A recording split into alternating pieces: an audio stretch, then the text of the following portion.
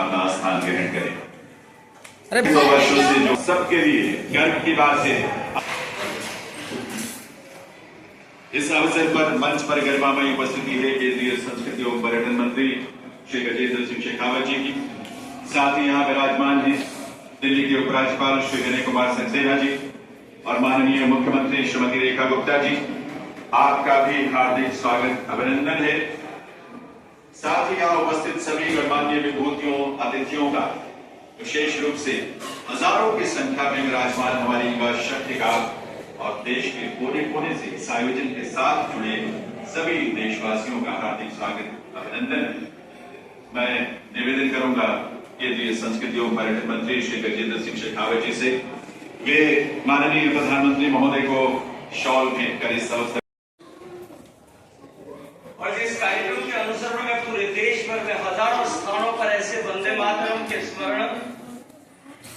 वंदे मातरम के सामूहिक गायन का कार्यक्रम पूरे देश भर में हो रहा है। इस कार्यक्रम को आयोजित करने का विचार प्रतिपादित करने वाले, भारत को विकसित बनाने के मंत्र के रचयिता, हम सब के सम्मानित नेता, देश के प्रधानमंत्री, दिल्ली के सम्मानित उपराज्यपाल आदरणीय श्री विनय सक्सेना जी, दिल्ली के सम्मानीय मुख्यमंत्री आदरणीय रेखा गुप्ता जी, कार्यक्रम में उपस्थित सभी सम्मानित मंत्रीगण, जनप्रतिनिधिगण, सरकारी अधिकारीगण, कार्यक्रम में अपनी प्रस्तुति देने के लिए आए हुए देश के अपने अपनी विधा के ऐसे मैस्टिरोस, सारे प्रख्यात कलावंत, देश के विभिन्न कोनों से यहां उपस्थित आए सभी सम्मानित बंधुओं बहनों, मैं आप सबका इस गरिमामयी कार्यक्रम में हृदय पूर्वक स्वागत करते हुए अपने आप को सौभाग्यशाली महसूस करता हूं। मित्रों, आज सब हम एकत्रित होकर के यहाँ केवल एक ऐसे गीत को नहीं, अभी राष्ट्रभक्ति के उस भाव को स्मरण करने के लिए यहाँ आए। एक ऐसा गीत जो एक छोटी सी घटना की प्रेरणा से सजित हुआ। बंकिम चंद्र चटर्जी, जिन्होंने आनंद मठ उपन्यास में जो 1770 के सन्यासी आंदोलन के प्रतिरूप के रूप में उन्होंने लिखा था, डिप्टी कलेक्टर के रूप में जब काम कर रहे थे, बहरामपुर में उनके पालकी को रोका गया और वो इसलिए कि सामने कुछ लोग क्रिकेट का मैच खेल रहे थे और जो अंग्रेज गैस हाउस में करके रह रहे थे, मुक्त कराने के लिए मंत्र की आवश्यकता है और वो मंत्र सजित हुआ, उदित हुआ। उनके मन का वो भाव आज 150 साल बाद में भी हम करोड़ों भारतवासियों के, चाहे हम किसी भी भाषा में बोलते हो,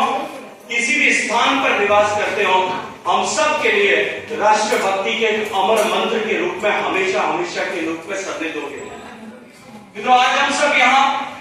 एक ऐसे अमर गीत को स्मरण करने के लिए आए हैं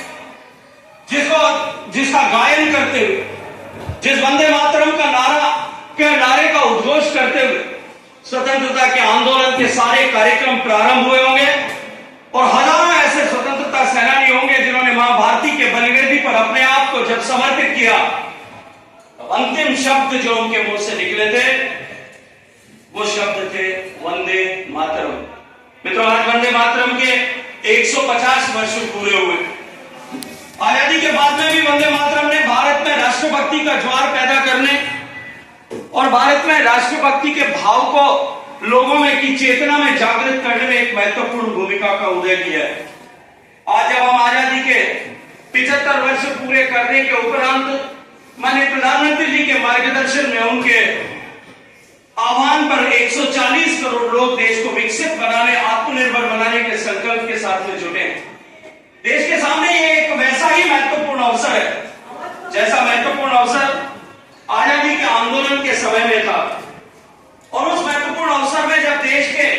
आजादी के आंदोलन को देश के विभिन्न हिस्सों, ठीक वैसे ही भारत को विकसित भारत बनाने के जन आंदोलन कमल जी की प्रेरणा से, उन्हीं के मार्गदर्शन में कार्यक्रम की रूपरेखा रेखा तय हुई। मैं माननीय प्रधानमंत्री जी का हृदयपूर्वक आभार और अभिनंदन करना चाहता हूं कि उन्होंने इस मंत्र को एक बार पूरे देश के जहन में उतरे, जिसके लिए इस कार्यक्रम की रचना का मार्गदर्शन किया। मित्रों, इस कार्यक्रम का जिस तरह से नेशनल इम्प्लीमेंटेशन कमेटी ने जो रचना की है उसके अनुरूप पहला चरण आज 7 तारीख से लेकर के 14 नवंबर तक होगा, जो शुभारंभ का सप्ताह होगा, जिसमें वंदे मातरम के प्रथम प्रकाशन जो बंग दर्शन में 1875 में छपा था, अलग अलग हिस्सों में उस समय आनंद मठ पुस्तक छप रही थी, तब से लेकर इस ऐतिहासिक क्षण को स्मरण करने के लिए देश भर में वंदे मातरम का सामूहिक गायन हो, ऐसा प्रयास किया जाए। दूसरे चरण में जो 19 नवंबर, इसमें वंदे मातरम के प्रथम प्रकाशन जो बंग दर्शन में 1875 में छपा था, अलग अलग हिस्सों में उस समय आनंद मठ पुस्तक छप रही थी, तब से लेकर इस ऐतिहासिक क्षण को स्मरण करने के लिए देश भर में वंदे मातरम का सामूहिक गायन हो, ऐसा प्रयास किया जाए। दूसरे चरण में जो 19 नवंबर से 26 नवंबर तक होगा, इसमें आध्यात्मिक जागरण से राष्ट्रीय एकता को समर्पित कार्यक्रम देश भर में होंगे। इन विविध कार्यक्रमों के माध्यम से वंदे मातरम के सांस्कृतिक और राष्ट्रीय भाव को जन जन तक पहुंचाने का काम हम सब लोग करेंगे और इसका समापन गणतंत्र दिवस के दिन एक भव्य आयोजन से होगा। तीसरा चरण 7 से 15 अगस्त तक स्वदेशी से स्वतंत्रता की गाथा को समर्पित रहेगा, जिसमें हम स्वदेशी आंदोलन जो 1905 में प्रारंभ हुआ और स्वतंत्रता दिवस को जोड़ते हुए उस ऐतिहासिक भावना को एक उत्सव के रूप में मनाएं और एक बार फिर हम आत्मनिर्भरता के लक्ष्य को साकार करने के लिए, हासिल करने के लिए स्वदेशी के मंत्र का अधिष्ठान करें। इसके बाद इसको समर्पित होकर के हम वंदे मातरम का उद्घोष करेंगे। और चौथा और अंतिम चरण जो